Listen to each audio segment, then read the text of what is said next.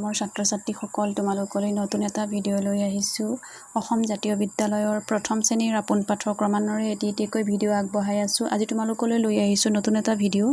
22 number পাঠটি তোমালোকলৈ এটা পাৰ্ট 22 নম্বৰ পাঠৰ আগবঢ়াইছিলোঁ। আজি তোমালোকলৈ লৈ আহিছোঁ। চোৱাচোন বাৰু ক্ৰিয়াকলাপত কিনো আছে। দেখিছেনে বাৰু ক্ৰিয়াকলাপত কি আছে? যে খালী ঠাইত উপযুক্ত আখৰটো লিখি শব্দ সাজিব দিছে। দেখিছেনে বাৰু কেনেদৰে ক্ৰিয়াকলাপখিনি কি আছেনো? ইয়াৰ পৰা শব্দ আনি ইয়াত বহাব লাগে। টেলিফোন, কুঠাৰ, পঢ়া, টোকাৰি হৈছে ইয়াৰ পৰা শব্দ নি।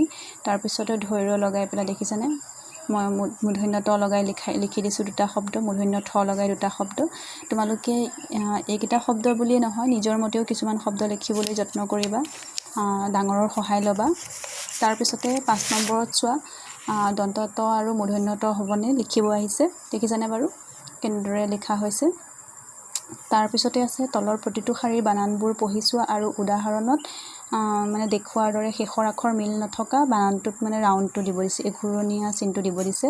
দেখিছেনে বাৰু? মন, ইয়াতো দন্ত ন, ইয়াতো দন্ত ন, ইয়াতো দন্ত ন, কিন্তু ইয়াত ল আছে, সেইকাৰণে এইটোতে ৰাউণ্ড চিন দিয়া হৈছে। ঠিক তেনেদৰে বুঢ়া, পঢ়া, বতা, গঢ়া, এই বতাটোতে যিহেতু বেলেগ এটা বৰ্ণ হয়। তাৰপিছত ভাত, কাঠ, মাত, পাত, কাঠটো এটা বেলেগ বৰ্ণ, ইয়াত সেইটো কাৰণে ৰাউণ্ড চিন দিয়া হৈছে। এনেদৰে তোমালোকে প্ৰশ্ন উত্তৰসমূহ কৰিবলৈ যত্ন কৰিবা। আজিলৈ তোমালোকলৈ ইমানতে সামৰিছোঁ। আজি ভিডিঅ'টো ভাল লাগিলে লাইক শ্বেয়াৰ কৰিব পাহৰি নাযাবা। আজিলৈ ধন্যবাদ।